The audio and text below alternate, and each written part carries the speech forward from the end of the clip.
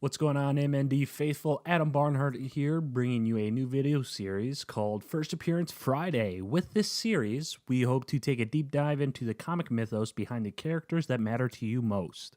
To help celebrate the premiere of Cloak and Dagger on Freeform this week, we hope to examine the backgrounds of that show's two headlining characters, Tyrone Johnson and Tandy Bowen.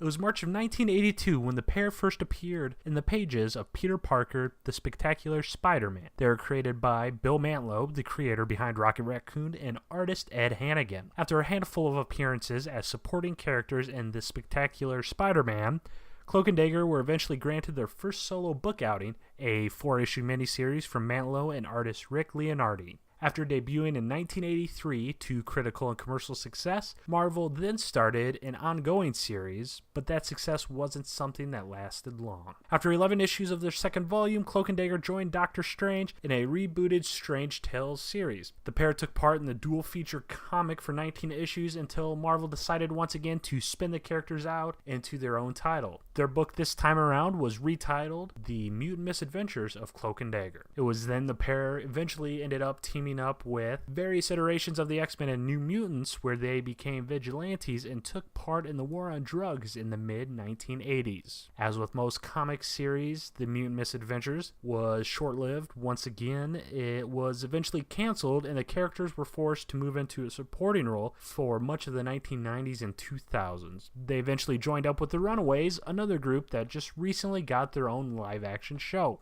In the comic mythos, Ty and Tandy got their powers after being forced to test synthetic heroin by a criminal chemist named Simon Marshall. Although most test subjects died from the drug, Ty and Tandy survived the experiments, and the synthetic drug eventually gave them superpowers. Tyrone soon found himself able to create portals into an alternate dimension called the Dark Force dimension, and using his powers, he was able to transport people through said dimension and give them visions of their own worst fears and nightmares. Because of his access to the Dark Force dimension, Cloak is able to teleport himself, many times being able to traverse around the world in just a few steps. Cloak's powers don't come without consequence, however, as Ty's access to the Dark Force dimension requires him to feed on either light produced by Dagger or by absorbing the light he can consume from victims he dispatches into the Dark Force dimension. Dagger, on the other hand, has powers you might expect. Tandy is able to create psionic light daggers,